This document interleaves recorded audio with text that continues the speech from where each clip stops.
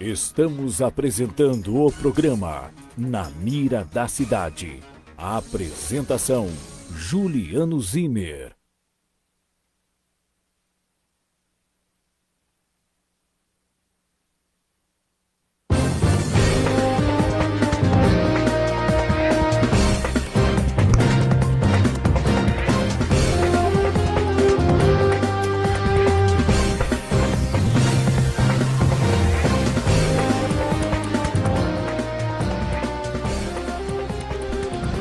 Muito bom dia a você que nos acompanha. Vamos para mais uma edição, do programa Na Mira da Cidade, nessa terça-feira.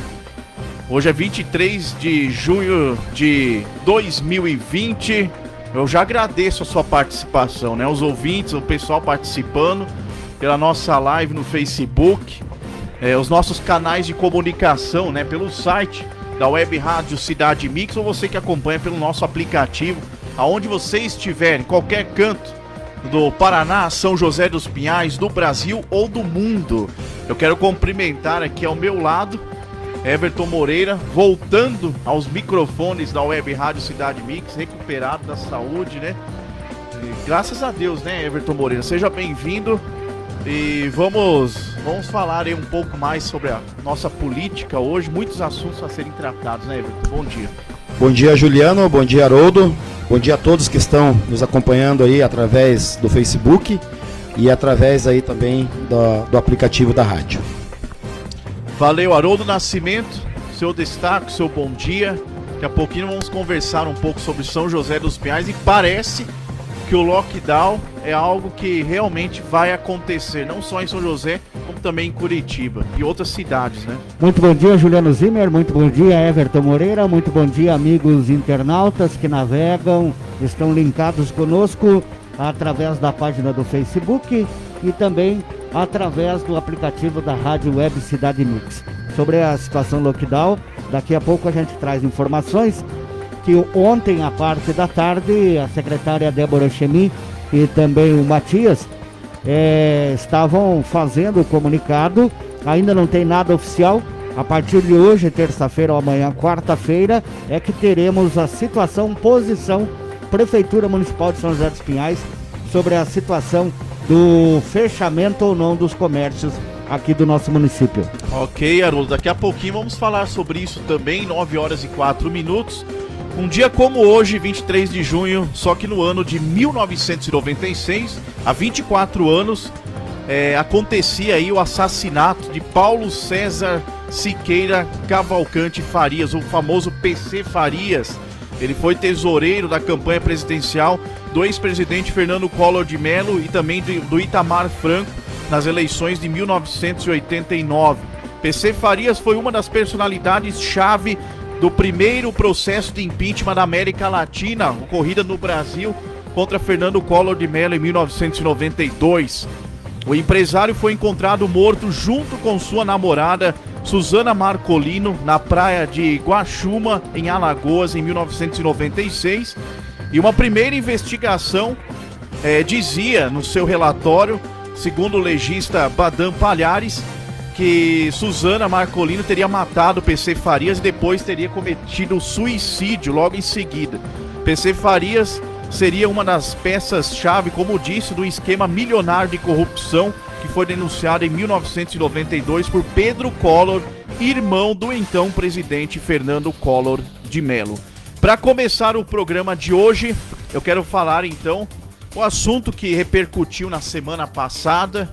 Começou a semana com mais repercussão, o caso Queiroz, o famoso caso do assessor da família Bolsonaro, na verdade ex-assessor, que estaria envolvido no esquema de rachadinhas da Assembleia Legislativa do Rio de Janeiro envolvendo o senador Flávio Bolsonaro. Então o ex-assessor estava num sítio, do advogado do senador Flávio Bolsonaro, que fica em Atibaia, lugar bem conhecido, famoso Atibaia, do sítio do Lula, do ex-presidente Lula, aquela região. E ele já foi preso, Foi preso e caminhado para o Rio de Janeiro, depois de ficar aí um tempo, alguns falam foragido, mas eu diria que ele estava escondido, Estava meio que esperando a poeira abaixar aí para aparecer, mas ele já tinha feito tratamentos no Hospital Albert Einstein em São Paulo, visto que ele tem câncer, né? Está em tratamento. Então não sumiu completamente, mas estava escondido. O motivo da prisão, então, como eu disse, foi um suposto envolvimento no esquema de rachadinhas no gabinete do hoje senador Flávio Bolsonaro, enquanto ele era parlamentar, deputado estadual no Rio de Janeiro, na Assembleia Legislativa do Rio, entre 2003 e 2019. Segundo a COAF, Fabrício Queiroz movimentou 2 milhões de reais na conta dele. Foram quase 500 depósitos feitos por assessores ligados ao senador. Houveram também alguns depósitos na conta da primeira-dama Michele Bolsonaro.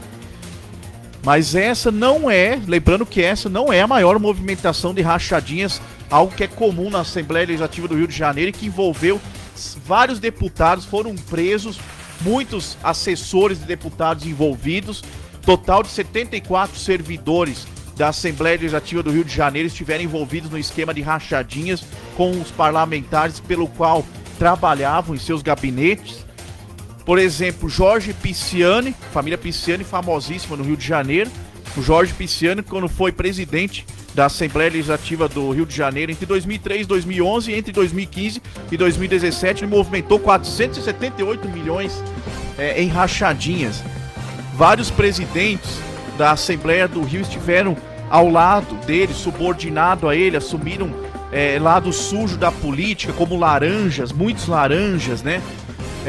Então, enfim, foi um caso que daí, inclusive, saiu uma lista aqui, ontem foi divulgado na imprensa, a lista todos os deputados que mais ganharam com a rachadinha no Rio de Janeiro. André Siciliano do PT é o campeão. Sempre, né? O PT sempre, quando se trata de corrupção, está em primeiro lugar. É impressionante, gente. É o atual presidente da Assembleia Legislativa do Rio de Janeiro, o André Siciliano do PT, com 49 milhões em rachadinhas. Paulo Ramos do PDT com 30 milhões, vem em seguida. Márcio Pacheco, PSC, 25 milhões, partido do governador Wilson Witzel.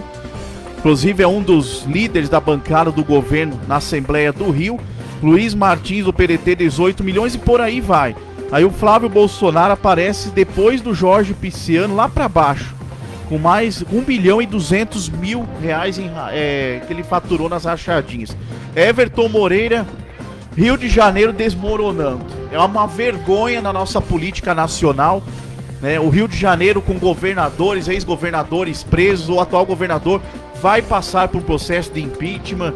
Presidentes da Assembleia do Rio de Janeiro, todos encrencados nos últimos 20 anos, desde 94 até hoje.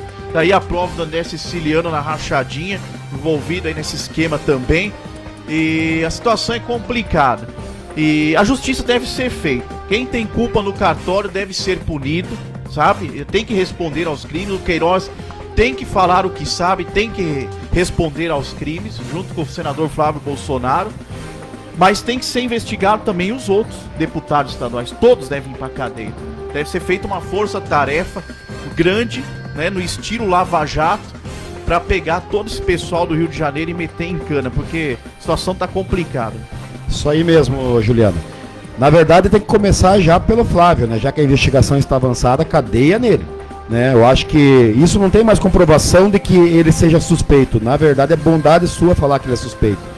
Já está provado e comprovado que não só ele, mas todos os deputados envolvidos nessas rachadinhas estão, não é suspeito, é verdade, eles roubaram, passaram a mão no povo, né? Então é aquele negócio, você coloca um funcionário, né, já casadinho ali, de que ele vai devolver a metade do salário, para que esses candidatos façam a tal filantropia deles, né? Ou senão eles peguem para eles mesmos esse dinheiro, né?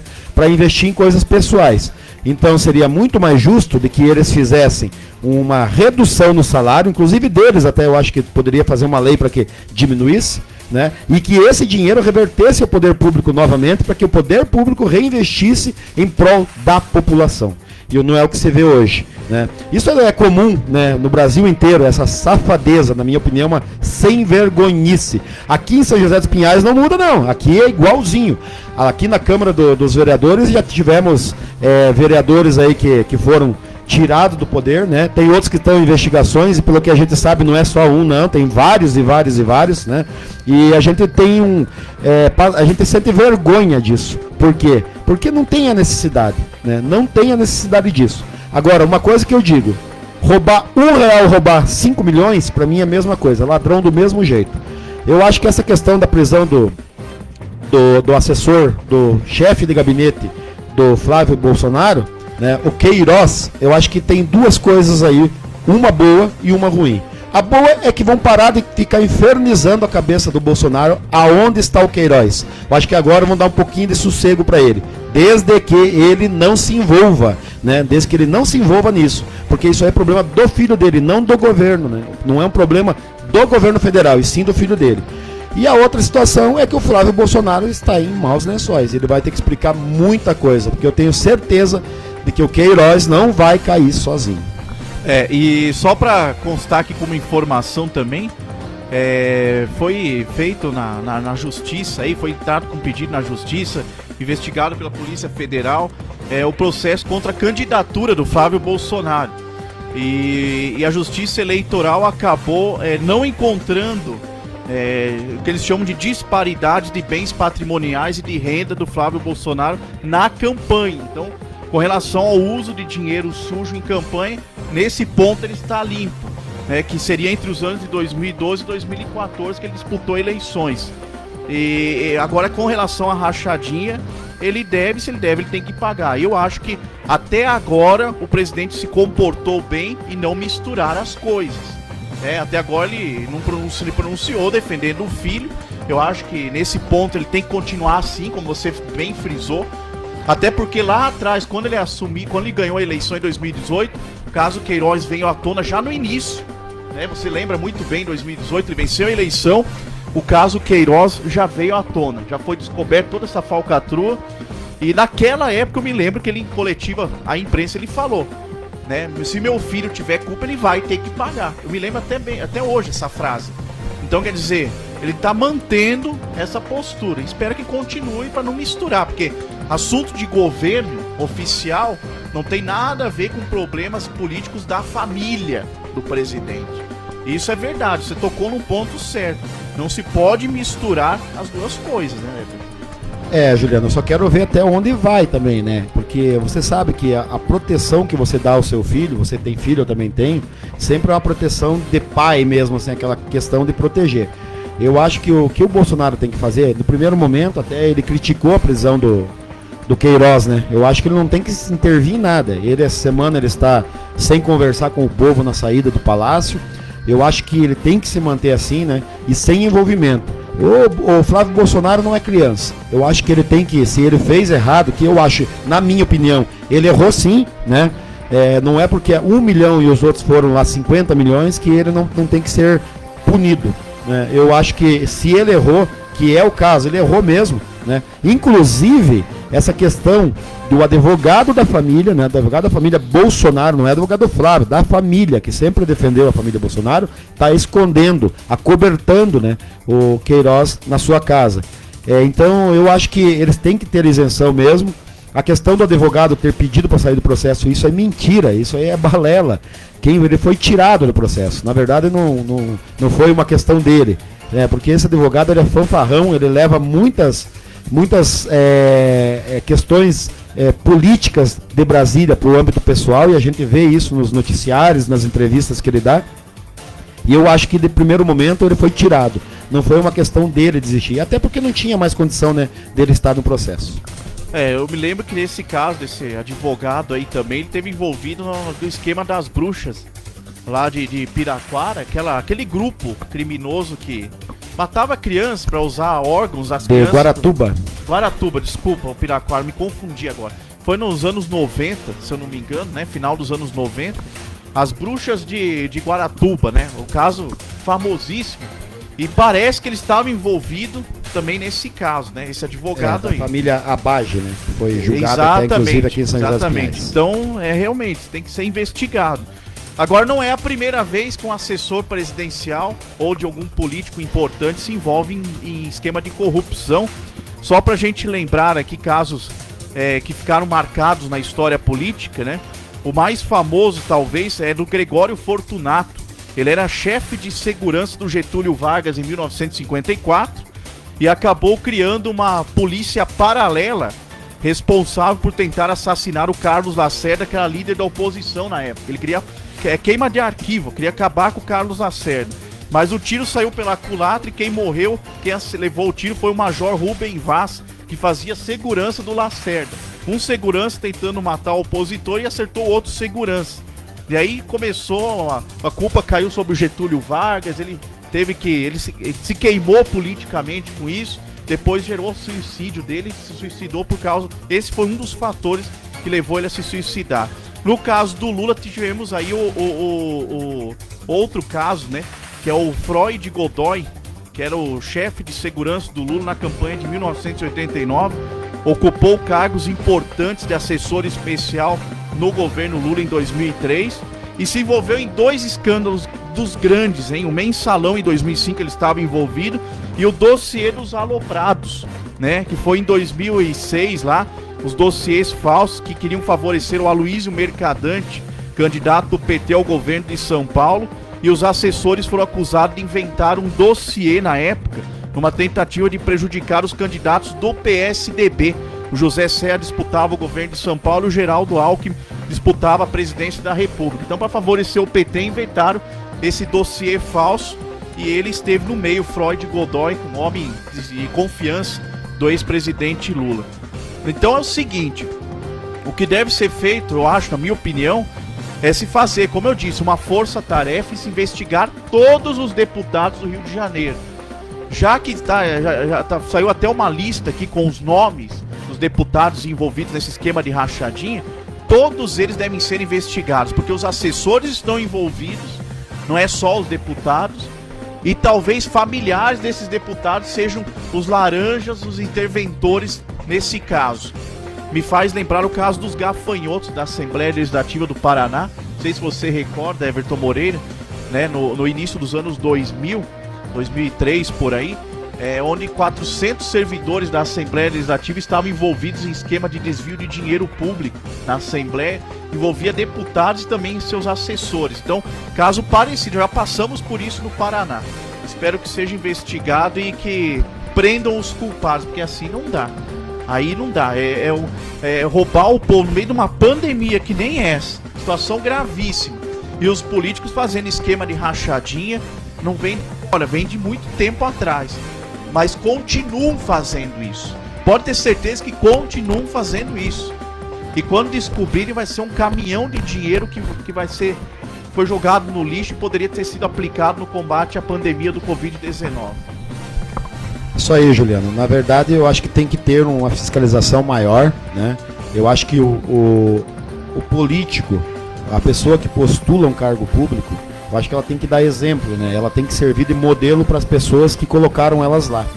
E nisso a gente tem que pensar de que tem que ter um órgão, eu acho, na minha opinião, tem que ter um órgão de investigação que não tenha vínculo político, que tenha uma investigação isenta, que tenha um poder isento para poder investigar todos esses políticos. Porque, igual você falou, isso faz parte, parece que até cultural essa questão da rachadinha. E não só da rachadinha, várias outras coisas que são desviadas do dinheiro público, né?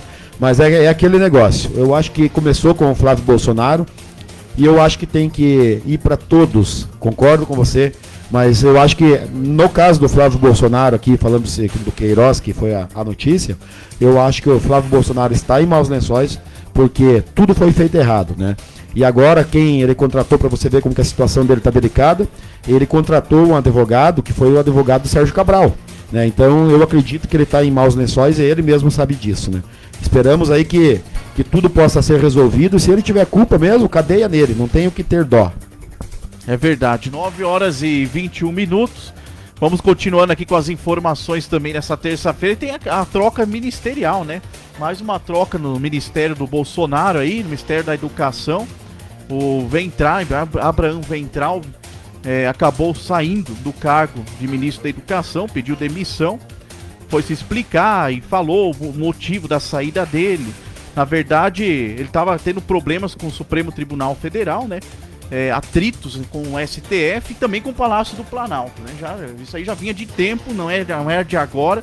Desde quando ele assumiu, ele sempre foi muito polêmico nas suas colocações e acabou criando aí um atrito com o pessoal e acabou tendo que sair aí. A situação ficou insustentável, mas também ele recebeu um convite, né, para assumir um cargo na diretoria do Banco Mundial lá em Washington. Tanto é que ele já viajou, já foi para lá, né? Ele gravou uma declaração ao lado do Bolsonaro, mostrou que vai continuar apoiando os projetos do governo federal, mesmo de longe, né? E aí o presidente agradeceu a participação dele no governo, que toda aquela parte social, né? Comum, oficial, né?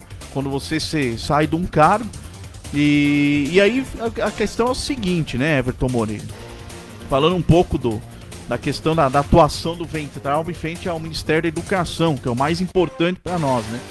Teve aquela situação que ele chamou os ministros do Supremo de vagabundos, mas numa reunião que era para ser secreta, e depois o Celso de Mello pediu para abrir publicamente, que foi um erro muito grande, que uma reunião de governo não se abre para ninguém. Você pode ter certeza que o Weintraub não foi o primeiro e nem será o último a xingar ninguém. Todas as reuniões presidenciais tem palavrão, sim, xingo todo mundo, e isso aí funciona dessa forma mesmo. Infelizmente, as artimanhas políticas são reveladas nessas reuniões. E com relação ao Weintraub, uma coisa assim, por mais que ele tenha errado em muitos aspectos, o lado bom dele, o lado que eu vejo positivo dele, é ele querer acabar com esse conluio de esquerdistas dentro das universidades federais. A gente sabe muito bem que a escolha de reitores para universidades federais, eu frequentei a Universidade Federal, sei como é que é, a escolha de um reitor para universidades federais acontece com um grupo de professores que tem a mesma ideologia que os candidatos a reitores, e tem reitor que sobe em carro de som da CUT, de movimentos sindicais, que deixa declarado que apoia movimentos de esquerda, e ele queria acabar com tudo isso. Ele achava que o reitor tinha que ser escolhido pelo Ministério da Educação, por ser um cargo técnico. E o Ministério da Educação é uma das pastas mais ricas, né, do governo federal, junto com a área da saúde, com o Ministério da Saúde, as duas pastas que mais arrecadam dinheiro. Então sempre teve aquele interesse, houve aquele interesse de membros das universidades federais em manipular o dinheiro do Ministério da Educação. Então ele queria combater isso. Nós estamos num país, Everton Moreira, que nós temos 12 milhões de analfabetos funcionais. Nós temos um ensino médio caótico, em que o aluno sai do ensino médio para entrar numa universidade sem saber ler e escrever direito. Ele não tem um pensamento para escrever uma redação, né? Uma redação com conhecimento e conteúdo, por exemplo, né? É um sistema educacional em frangalhos, assim como o sistema da saúde, derrubado, acabado. Então não vai ser uma tarefa fácil para o próximo ministro da Educação. Tem muita coisa para se colocar em ordem na área da saúde. E o Weintraub tentou, mas ficou só na teoria também, não foi pro lado prático, e aí arrumou confusão com todo mundo, e aí teve que sair, não teve jeito mesmo. Eu acho que temos que dividir aí o trabalho do Weintraub em duas situações. Uma, a questão técnica, que eu acho que ele estava fazendo um bom trabalho, mas a questão emocional, ele é muito mal preparado. Eu acho que ele entra em polêmicas que ele não deve entrar, que não é da alçada dele. Eu acho que ele é um cara que ele quer se destacar pela sua fala de oposição contra o socialismo, contra a esquerda, e eu acho que não é esse o papel de um ministro de Estado. Eu acho que ele tem que ter parcimônia no que ele vai fazer. A questão técnica, eu acho que estava sendo feito um trabalho até regular, não excelente nem ruim, mas regular o trabalho dele. Porém, emocionalmente, ele é perturbado. Eu acho que tem que levar em consideração de que ele não pode falar aquilo que vem na telha dele, né? Eu acho que ele tem... Se você for analisar, por exemplo, as audiências que teve no Congresso, né, com todos os ministros, né? Se você for analisar o quanto que foi atacado o ministro da Economia, né? E ele ficou nervoso, saiu quase na porrada com o pessoal lá, mas ele não teve aquelas atitudes infantis. Isso mesmo. Ele não teve aquelas atitudes infantis do Weintraub. Eu acho que isso acho que é recorrente no governo Bolsonaro, dos ministros, eles agirem de forma incoerente com o cargo. Independente do que está sendo feito com relação à parte técnica dos ministérios, eu acho que eles têm que ter postura de líder, porque eles são líderes, né? Então, o Weintraub, ali, para mim, ele teve um papel de criança, aquela criança birrenta, que quando não tem aquilo que quer, ele xinga a mãe, xinga o pai, ele faz o que quer. E isso é uma pena, né? Porque o trabalho dele estava sendo, igual eu falei, regular na pasta. 9h27, 9h27, e não é a primeira vez que o ministro da Educação cria confusão também, né? Eu me lembro muito bem de uma prestação de contas do Ministério da Educação feita pelo Cid Gomes, irmão do Ciro Gomes, quando ele foi ministro da Educação do governo Dilma em 2015. Ele chegou a chamar os deputados federais em pleno plenário da Câmara Federal de achacadores, né? Falou que muitos da base do governo mereciam estar na base e tinham que cair fora. Ele foi bem grosso até na colocação.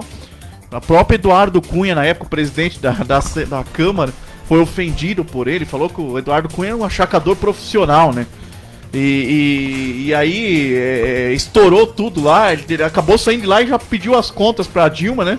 Não aguentou a pressão depois. Mas isso, se tratando da família Gomes, é normal, né? A partir do momento que você tem um comício onde um apoiador vai fazer um discurso e fala mal do próprio candidato, aí é meio complicado, vai esperar o quê? Né? Usa uma retroescavadeira, né, pra cima de todo mundo. Então, nessa época o Cid Gomes, né, ele era filiado ao PSB, ele foi escolhido pro cargo de ministro da Educação em 2013, por ele discordar da executiva do PSB do Ceará, né, que acabou escolhendo na convenção para a disputa das eleições presidenciais de 2014 o Eduardo Campos. Ele não queria, ele queria que fosse escolhido o pessoal da ala dele, do PSDB, que faziam parte da ala dele. Então, ele acabou se tornando oposição ao Eduardo Gomes e automaticamente se opôs à diretoria do PSB nacional. Aí ele teve que sair do partido, se filiou ao PROS, e aí levou a maioria dos líderes do PSB do Ceará junto com ele para o PROS. Aí ele ganhou a simpatia da presidente Dilma Rousseff, e para agradá-lo, ela acabou dando um cargo para ele de ministro da Educação. Aí não durou também nada, né? Durou pouquíssimo tempo lá, o cargo dele foi muito curto, nem deu tempo dele fazer nada, só criar confusão mesmo, e teve ainda que pedir as contas. E também nos governos do PT, nós temos aí tivemos o Tarso Genro e o Fernando Haddad, que comandaram o Ministério da Educação entre 2004 e 2012, e acabaram aparelhando todo o sistema educacional brasileiro, forçando o lado ideológico, como eu falei, que tem nas universidades, puxando para a esquerda, e inclusive nas provas do Enem, os temas de redações eram mais ideológicos do que técnicos, o que gerou muita polêmica em muitas provas do Enem. Então quer dizer, a pasta da educação é uma pasta problemática, porque os ministros que passaram por lá não corresponderam àquilo que o Brasil precisava e precisa até hoje, de um sistema educacional moderno, extremamente técnico e não ideológico, né? Tanto é que o Brasil está nas últimas colocações do PISA, né, com relação à educação. Então, a gente vê que o trabalho sempre foi deficitário, né, nessa pasta. Eu acho que o que tem que se fazer é colocar sempre pessoas técnicas nos cargos, independente de ideologia, né? Se você coloca alguém que tenha questão ideológica, ela vai sempre puxar para um lado. Então, hoje a educação, ela é doutrinada sim, a gente sabe que não é velado não. Se você for nas faculdades, você vai ver que ela é totalmente diferente o pensamento da base, né, educacional. Então é complicado. Isso você vê também com relação à distribuição de verbas, né? Se você for colocar o que custa um aluno na base, você vai ver que não custa nem 0,05% de um aluno da faculdade. Então o governo investe muito pouco na base, e essa base ela vai sendo construída na educação de forma deficitária, que quando chega lá na frente na faculdade, quem passa geralmente nessas faculdades públicas, né, que teria que ser as pessoas carentes, as pessoas que tenha pouca renda, né? Essas pessoas são deixadas para trás, né? Quem geralmente entra em faculdade federal, em faculdades federais, são as pessoas de mais poder aquisitivo. E isso é um déficit que a gente tem, na criação da base ali educacional, né, que é pouco investida. Então a criança é muito mal preparada, que quando chega lá no nível universitário, ela não tem a mesma condição de uma pessoa que chega ali pela educação privada, né? E hoje tem uma cota assim, para universidades, que é uma cota racial. Eu acho que teria que mudar isso. Eu acho que a primeira coisa que teria que fazer é fazer uma cota social. A cota social para a entrada na universidade, seja a pessoa de qualquer etnia, né, de qualquer raça, mas que ela necessitasse de ter um estudo gratuito, né, universitário. Então, a questão técnica mesmo a gente tem que basear por isso, né, e não na questão somente de doutrina. E o ministro interino, então, que está no comando da pasta, por enquanto, é o Antônio Paulo Vogel. E lembrando que o Antônio Paulo Vogel atuou na Secretaria de Finanças de São Paulo, na gestão do Fernando Haddad. Quando o Fernando Haddad, o rival do Bolsonaro, era prefeito lá em São Paulo, na capital paulista, em 2015. O interino na pasta da Educação, Antônio Paulo Vogel, trabalhou na Secretaria da Fazenda junto com o Haddad. Então isso prova também que o governo tá vendo mais o lado técnico, né? Que ele é um bom profissional e deixou ele como interino. Ele pode ser até efetivado na pasta, mas existe um outro candidato, inclusive do Paraná. Eu faço o link aqui pro Paraná já também, porque pode emplacar no Ministério da Educação e vai ter uma reunião agora, hoje, com o presidente Bolsonaro lá em Brasília, o nosso secretário de Educação aqui do Paraná, né? O Renato Feder, indicação do Ratinho Júnior, da bancada do Ratinho Júnior, do nosso governador aqui, né? Ele vai participar de uma reunião em Brasília e ele é um sério candidato a se tornar o ministro da Educação. E tem também o Carlos Nadalim, que é lá da Universidade Estadual de Londrina, se formou lá em Direito, é um professor da Universidade Estadual de Londrina, o Carlos Nadalim, também paranaense. E o primeiro ministro da Educação do governo Bolsonaro, o Ricardo Vélez, o colombiano, né?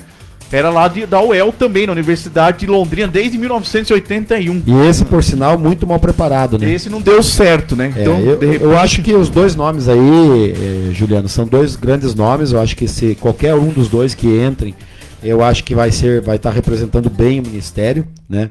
Mas o que me deixa assim preocupado com relação a essa questão de troca ministerial é que no governo Bolsonaro já se trocou muito ministro, né? Se não me engano é o 12º, 13º que está sendo trocado, né? Eu acho que esse governo vai bater o recorde de troca de ministros até o final do seu governo. Por quê? Porque tem essa questão mesmo de que o Bolsonaro ele está aqui tentando formar uma equipe técnica, porém as pessoas que ele está colocando lá, elas têm também a filosofia da direita. Então ela tem assim, hoje tem esse polo da direita à esquerda. E essa briga que está fazendo mal para o governo. Eu acho que a gente tinha que esquecer essa questão doutrinária na política e tentar fazer com que o país cresça, né? Sim, claro. E o Bolsonaro, ele escolhe as pessoas por essa filosofia. E ele sabe que nem sempre essa filosofia vai dar certo. A extrema-direita hoje está ficando chata, porque ela está ficando igualzinho à extrema-direita, à extrema-esquerda. Então, hoje no Brasil, é assim, ou eu sou Bolsonaro ou eu sou Lula. E isso tem que passar, tem que parar, a gente tem que ser Brasil. É o mesmo que aconteceu com PSDB e PT no passado. Ou você era Fernando Henrique Cardoso ou você era Lula. Ou você era Alckmin, ou você era Aloysio Mercadante, Jacques Wagner, nas disputas governamentais, né? José Serra, enfim, os caciques, né? Do PT e PSDB. Mas o problema, Juliano, é que hoje tá ficando muito chato. Isso aí tá ficando uma coisa assim de disputa. Antigamente era velado. Você não tinha essas brigas ideológicas. Hoje tá virando briga ideológica em redes sociais, em televisão. Violência, né? Violência. Tipo assim, eu saio, eu defendo o meu, você defende o seu e no final das contas a gente se quebra no cacete. Eu acho que não funciona assim. Eu acho que a gente tem que pensar um pouquinho mais no Brasil, nas cidades, que as cidades precisam se recuperar. Hoje não se respeita mais nada, não se respeita questão que a gente está passando aí com tantos óbitos no Brasil, tantas pessoas que estão adquirindo esse vírus. Então hoje não se tem respeito mais pelo ser humano, e sim pelas ideias furadas, na minha opinião, porque o que a gente precisa é de desenvolvimento, a gente precisa de que o Brasil cresça, que tenha emprego, saúde, que a gente tenha segurança.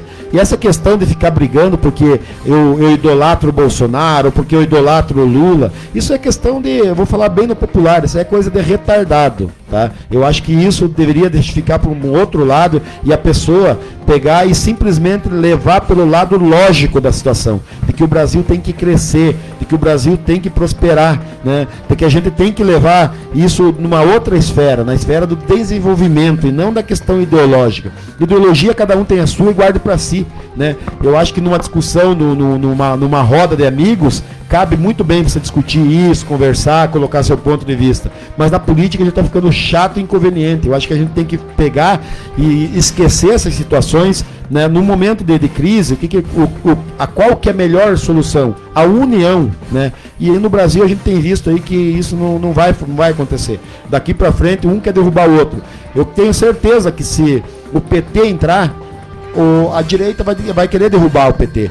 E agora, como eles estão tentando derrubar o Bolsonaro, eu acho que temos que esquecer, o Bolsonaro tem 2 anos e meio ainda de mandato. Acho que tem que dar apoio para ele, para que ele consiga fazer as reformas que o Brasil precisa, fazer o Brasil crescer, né? Eu acho que o Brasil está entre os 25 países que tem mais interesses de investimento no Brasil. Isso transformou, porque a gente estava na 108ª posição e hoje a gente está entre os 25 melhores. Então o Brasil deu uma crescida no ano de 2019, o Brasil deu uma desenvolveu muito, né? E a gente tem que levar isso em consideração. Então a gente tem que dar união, a gente tem que levar a união, né, entre todos os partidos hoje. Eu sei que isso é uma questão até que não vai acontecer nunca, mas a gente tinha que, os partidos hoje teriam que ter essa visão de dar apoio para o governo, para que o Brasil crescesse. E se lá na frente o povo escolher que eles tenham que trocar, que o Brasil esteja preparado até para que a oposição tenha uma forma melhor de levar o Brasil para frente. 9h38, então só para lembrar aqui, já vou mandar um abraço pro pessoal aí, participação muito grande do pessoal, muito obrigado. Ó, bom dia, Everton Moreira, ó, Alessandro Gomes está com a gente também, o Erinaldo Suiane, bom dia. Pessoal aí participando, Maurício Krum passou por ali também, né? De volta lá, Haroldo, só quero ver, ele escreveu algo interessante em cima do comentário do Everton Moreira, daqui a pouco vamos pegar lá. Ele deu bom dia e ele fez um comentário, olha lá, ó. Maurício Krum, os retardados estão idolatrando, vamos pra cima, vamos arrebentar. É isso aí, tá certíssimo, né? E é um problema sério, isso que o Everton falou é verdade. Tá se tornando que nem briga de torcida organizada nos estádios. Tá idêntico, tá igual. Se você torce pro Palmeiras, é contra o Corinthians, vai bater nos caras do Corinthians. O corintiano gosta do palmeirense, vai bater no palmeirense. E vice-versa. Aqui no Paraná, o atleticano bate no paranista, bate no coxa. E aí vai por diante. Até porque as próprias torcidas organizadas estão nesses movimentos que se dizem antifascistas. Né? Até eles estão infiltrados nisso, né? Fingindo serem democratas, mas que querem mesmo a briga, a confusão, e já aproveitam para dar umas porradas na torcida adversária, né? Nessas manifestações, já entra de tudo um pouco, a violência, a destruição, né? A falta de bom senso, é que está prejudicando o nosso Brasil hoje. A falta de unidade. Essa palavra não existe. Essa palavra devia se resumir em democracia. Unidade deveria se resumir em democracia. Mas não existe a unidade. Se não existe unidade, não existe democracia. A democracia é feita por todos que pensam da mesma forma e, como o Everton falou, querem o desenvolvimento da nação. Se isso não acontecer, não é democracia. Existem falsos democratas. 9h41. Ó, só para lembrar aqui dos nomes famosos dos paranaenses, então começam a figurar no cenário nacional.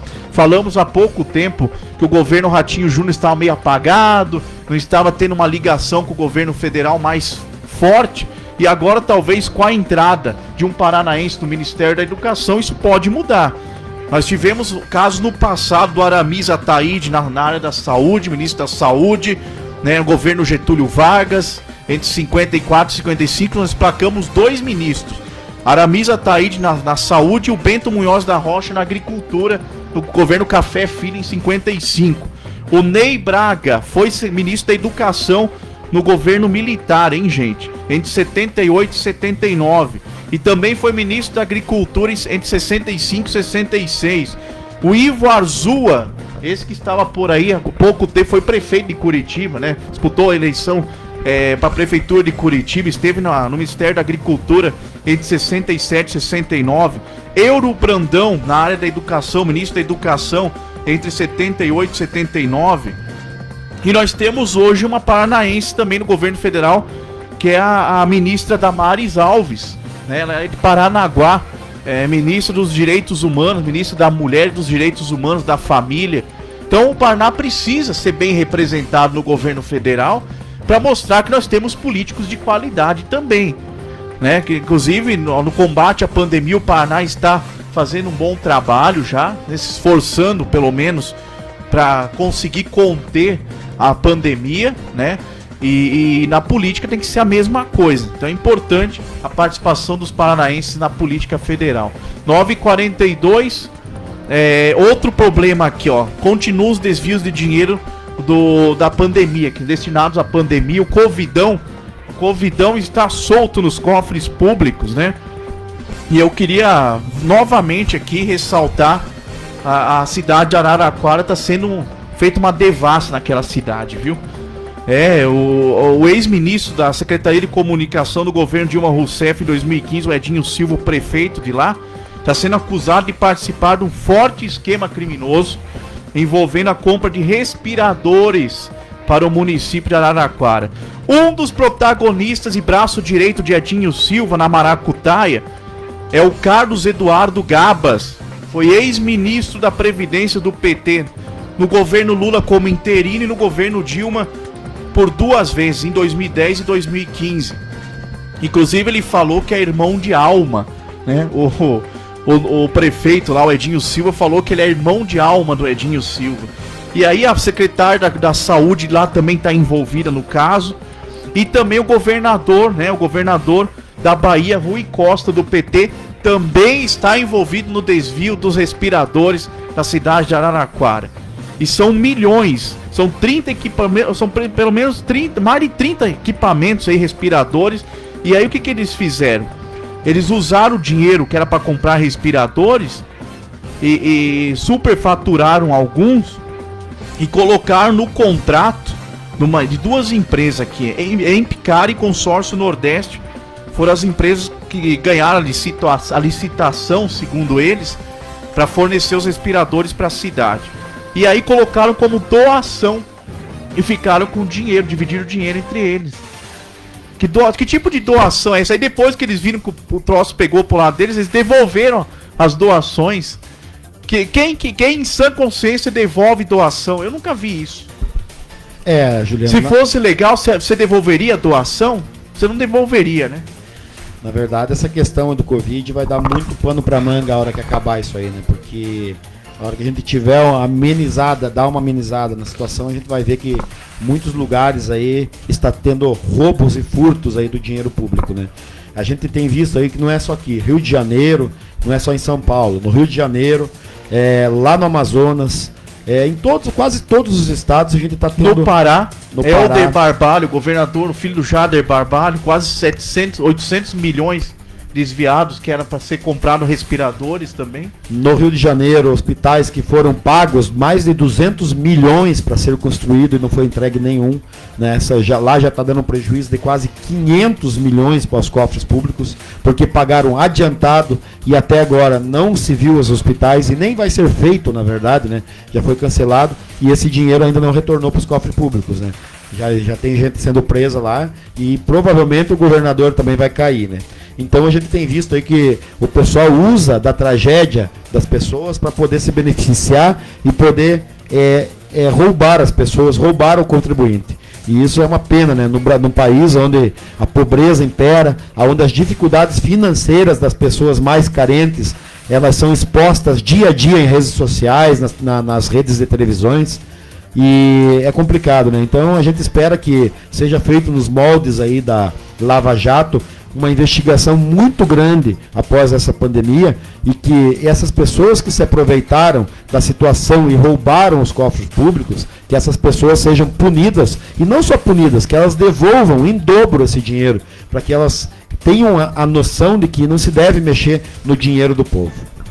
Juliano Zimmer. 9 horas e 46 minutos, ligados conosco, Carlos Ricardo. Daqui a pouquinho, meu amigo, comunicador Carlos Ricardo, vem com o talk show aqui da Rádio Cidade, a Web Rádio Cidade Mix. Antônio Janete dando um bom dia pra nós aí, bom dia. Obrigado pela audiência, pela preferência. Quero agradecer também a todos que estão participando, a família Zimmer conosco. Já falei ao Daniel Camargo, está por aí também, né? A Gislaine Sodré, né? Sodré ou Sodré? Gislaine Sodré, quinta estaremos aí ao vivo, eu e meu amigo Stallone, para arrecadar alimentos, para arrecadação de alimentos, é isso, né, Haroldo? Sósia do Stallone vai estar conosco na quinta-feira aqui na Web Rádio Cidade Mix. Será um prazer recebê-los, viu? A Gislaine junto com o Stallone. Muito obrigado pela audiência. Será um prazer recebê-los aqui na Web Rádio Cidade Mix. Bonito trabalho social, né, Haroldo? É nesse momento que as pessoas devem mostrar solidariedade. E eu vejo que São José dos Pinhais está colaborando e muito para que isso aconteça. As pessoas são solidárias nesse momento tão importante. Muita gente, eu estava vendo, Everton Moreira, que o presidente Bolsonaro falou com todas as letras que não tem mais como pagar, dar continuidade no pagamento do auxílio emergencial. Não tem dinheiro em caixa, não tem como pagar. E até porque se ele continuar fazendo isso e pagando esse pessoal aí, vai faltar o dinheiro, não vai adiantar nada ele ter economizado com a Previdência, com a reforma da Previdência, que não vai dar em nada isso daí. Essa diferença que eles iriam economizar vai ser gasto no auxílio emergencial. Porém, por outro lado, eu vi a reportagem de uma moça que ficou desempregada em março. O marido está desempregado, ela ficou desempregada. Ela tentou fazer o cadastro e não conseguiu receber o auxílio emergencial. Eles não têm o que comer em casa, Everton Moreira. Eles vivem do Bolsa Família, que é R$170. Ela tem 2 filhos pequenos em casa. Muitos brasileiros estão passando por essa situação. Muitos. Verdade, Juliano, mas eu acho que isso não é questão só aqui no Brasil, né? Eu acho que o mundo inteiro está passando por essa dificuldade, e a gente tem visto que, principalmente nos Estados Unidos, né, o presidente Donald Trump, ele tem colocado fortunas e fortunas para ajudar as pessoas mais necessitadas, né? Eu só acho o seguinte, que o dinheiro no Brasil está sendo muito mal empregado. Eu acho que essa questão do Covid, o governo federal tem feito a sua parte, porém os governadores e os prefeitos não estão fazendo a sua parte. Hoje está sendo investido muito em propaganda com o dinheiro que vem do governo federal, né, e do governo estadual para os municípios. Eu acho que o pessoal tem que entender de que tem que ajudar as pessoas que mais precisam, que mais necessitam, né? E a propaganda não gera nada, não leva a nada. Propaganda hoje você vê no dia a dia, você vê nas redes sociais, você vê na própria televisão propaganda gratuita, você vê propaganda nas rádios. Aqui, nós mesmos aqui, a gente faz propaganda de graça para a prefeitura, para o governo do estado. Então a gente não tem essa necessidade aqui na rádio de explorar o poder público numa época dessa, entendeu? A gente é contra essa questão de só divulgar quando tem PI. Eu acho que tem que divulgar os trabalhos bem feitos da prefeitura. Tem sim aqueles informativos que têm importância para a população, como vacinação, como campanhas que tem da prefeitura, de castração de animais, de distribuição de cesta básica. Isso a gente faz. Agora, estão se gastando muito dinheiro em propaganda para se promover prefeitos hoje no Brasil inteiro, porque tem uma eleição aí. E isso é uma coisa ruim. O prefeito que faça propaganda do bolso dele, faça como vários pré-candidatos aí que estão aí na luta aí por um cargo público, que estão investindo do seu próprio bolso. Nada mais justo. Agora, querer aparecer com dinheiro que poderia estar ajudando as pessoas na questão do Covid, eu acho que isso aí é covardia. Isso aí é uma coisa que que essas pessoas que estão se autopromovendo, eu acho que essas pessoas, a população teria que ver e nessas eleições boicotar, não votar nessas pessoas. Por quê? Porque isso é uma questão de lógica. Como que você vai tirar um dinheiro que você poderia investir na educação, através de outras medidas que não seja o prefeito aparecer, ou se não, que pegue essa verba e coloque na saúde, ou que coloque na assistência social, né? Mas não, hoje acho que a metade dos valores que estão vindo para todos os municípios, eles estão usando simplesmente com propaganda eleitoral, porque isso para mim é propaganda eleitoral, isso é uma lástima. Pode falar, Haroldo. Vigilância Sanitária também precisa de recursos, assim como a Secretaria de Saúde e a Assistência Social, como o Everton colocou aqui. É uma canalice, gente. Vamos falar aqui, ó. O Everton até falou bonitinho. O Everton discursou bonito aqui. Eu já vou direto ao ponto. Quem se aproveita de uma pandemia pra roubar o povo é canalha, é bandido. É bandido. Bandido atrás das grades. Tem que ser investigado. E não é esperar passar a pandemia pra meter na cadeia, não. Ah, porque ele vai ficar preso, vai pegar... Eles são todos de idade, os políticos são tudo uma velha arada aí. Vão ficar presos depois, vão ficar reclamando. Ah, nós estamos aglomerando aqui com pessoas, com outros políticos presos. Vamos pegar a pandemia lá, vamos pegar o coronavírus. Que nada, rapaz. Tem que esperar passar nada, não. Fica essa história de prisão domiciliar. Isso aí é moleza, cara. Até eu ficaria preso na minha casa, cara. Fiquei preso aí quanto tempo na minha casa com essa quarentena. Tornozeleira eletrônica é outra coisa que não funciona. O cara vai pra todo lado aí e ninguém faz nada. Ele tem que ser atrás das grades, tem que devolver, tem que confiscar os bens do cara, desse político safado, e fazer ele devolver pra população. Haroldo, é com você. O que você tem de informação pra nós aí? São José? Será que sai o lockdown ou não? Olha, Juliano Zimmer, ontem nós tivemos o prazer de ser convidado a acompanhar a live da secretária Débora Chemin, também o Matias. Estou já acertando aqui o ponto onde a secretária esclarece algumas situações do que deve acontecer aí nos próximos dias.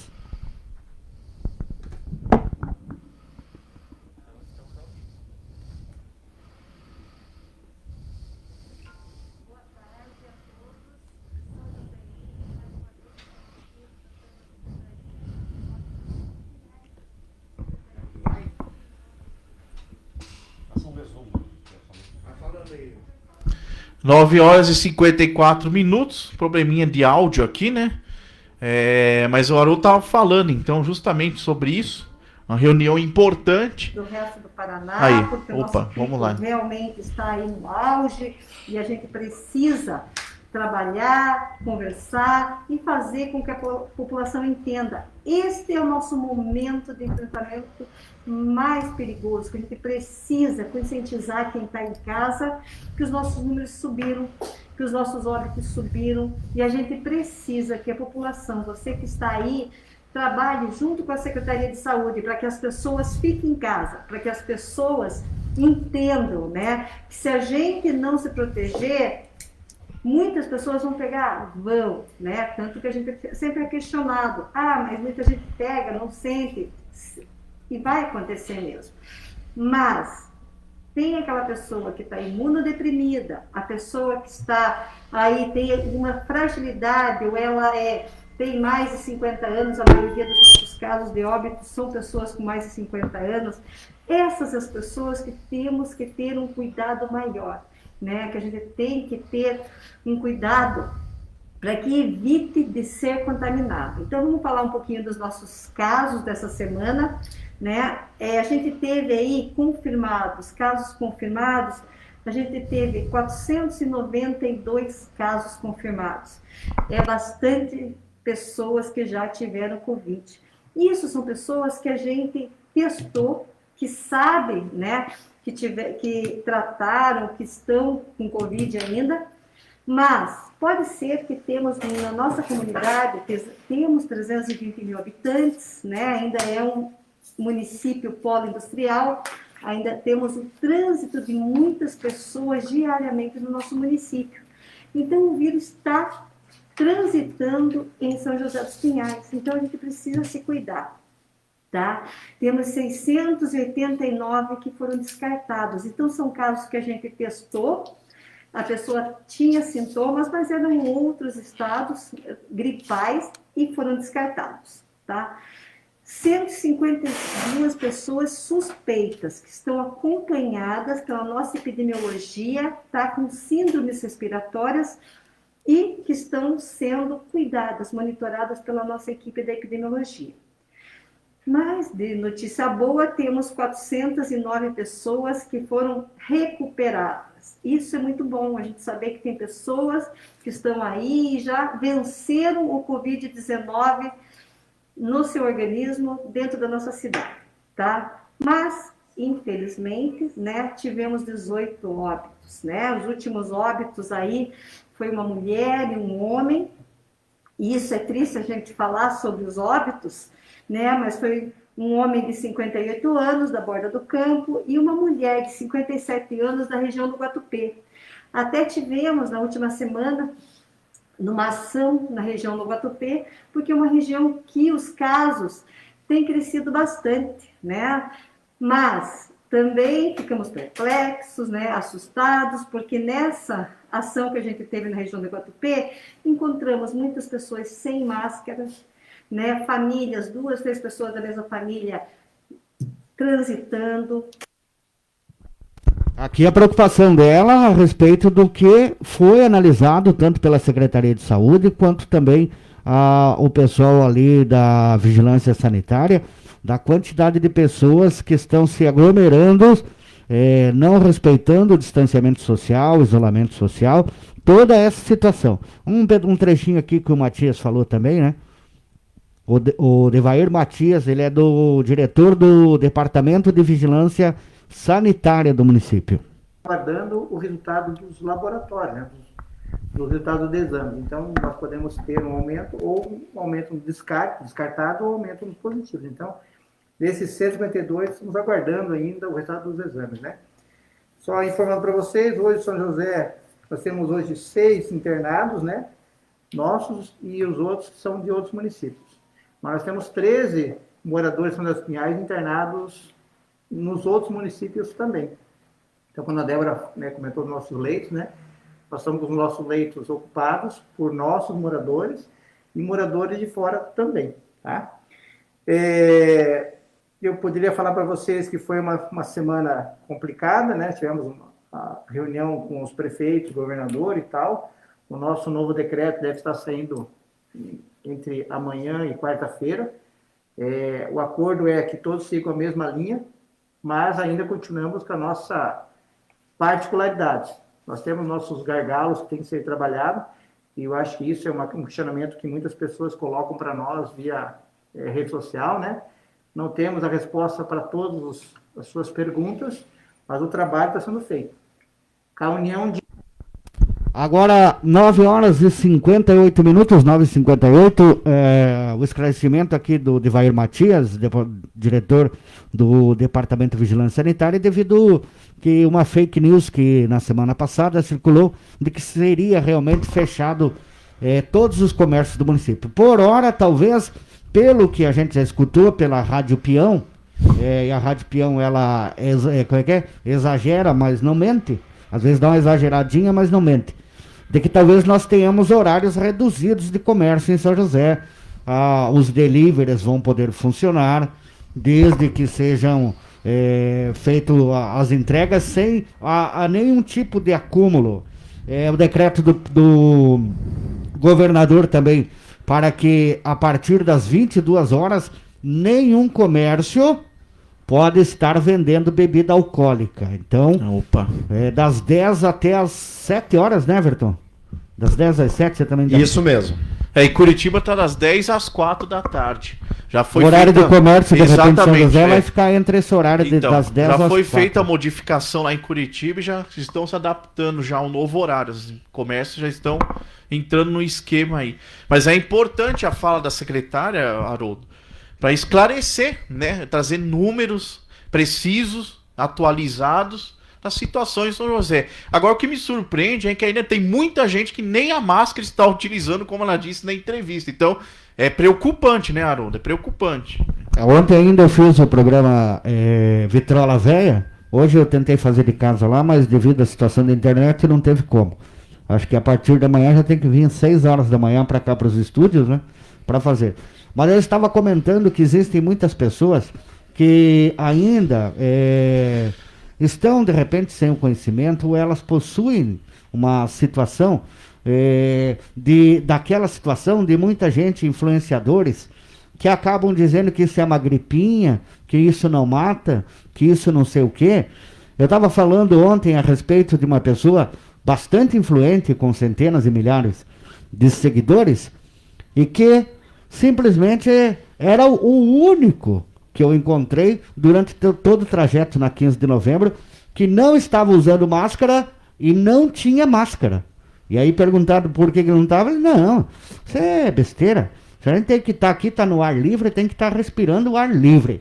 A gente tem que respirar. Então eu até bolei para ele, que ele, do jeito que ele vinha de lá, todo mundo de máscara, só ele sem máscara. A musiquinha dele é mais ou menos essa aqui, ó. Taran, taran, taran, taran, taran, taran, tarararan. A Pantera chegou. Vinha vindo ele igual a Pantera Cor-de-Rosa, só todo tranquilo. Meu né? Deus do céu, é brincadeira, hein, cara? Mas tudo bem, a pessoa pode até não concordar com números ou discordar de alguma informação, mas tem que seguir as normas. É lei, é lei. E quando agora, diz para todos, é para todos. Sim, né? A sociedade tem que acampar, tem que obedecer às leis. Isso vai vir, até no Congresso Nacional está sendo discutida a obrigatoriedade do uso de máscara, viu? Então não é brincadeira não, gente. Não é uma coisa só dos municípios ou dos estados. Está sendo discutido, já tem um projeto de lei para ser votado nos próximos dias da obrigatoriedade de máscara em todo o Brasil. Então é uma informação importante. Beleza, então, Everton Moreira, obrigado pela participação. Já vai chegando aí nos estúdios o Carlos Ricardo com Talk Show. E até quinta-feira, então, Everton Moreira. Obrigado pela participação. Alô, Juliano, até quinta-feira. Até quinta-feira, Haroldo. E lembrando que quinta-feira provavelmente é o meu último dia aqui na rádio, né? E a gente vai ficar um período fora, a não ser que algumas coisas mudem aí no caminho aí. A gente vai dar um tempinho na rádio aqui para encarar outros projetos aí que a gente está já no caminho, né? E quinta-feira nos encontramos de novo aqui, juntamente com vocês aí que estão acompanhando a gente. Valeu, Juliano Zimmer, valeu, Everton Moreira, uma boa terça-feira a todos, fiquem todos com Deus, nós voltamos na quinta-feira, se Deus quiser, Ele quer, e nós vamos correr atrás. Um beijo no seu coração. Valeu, Haroldo, a pérola do dia, vamos lá rapidinho que o Carlos Ricardo tá chegando. Ô, general, tenha vergonha na cara, rapaz, tenha vergonha na sua cara, Pazuello. Faz uma licitação para os municípios e estados sérios aderirem à ata. Ou tu vai só também armar para fazer perseguição aos outros? Vem para Sobral para tu ver, vagabundo, genocida, pilantra. Sabe quem que disse isso? O eterno candidato derrotado à presidência da República, Ciro Gomes, dizendo isso para o ministro da Saúde interino, o general Pazuello. A gente vale lembrar que, de repente, com esse nervosismo todo do Ciro Gomes, ele vai chamar o irmão dele, Cid Gomes, que é outro calminho, e vão querer jogar uma retroescavadeira no gabinete do ministro Pazuello, né? Perigoso isso acontecer. Toma cuidado aí, Pazuello, que de repente os homens vão invadir seu gabinete aí. Um abraço e até quinta-feira. Vem aí, Carlos Ricardo, o Talk Show.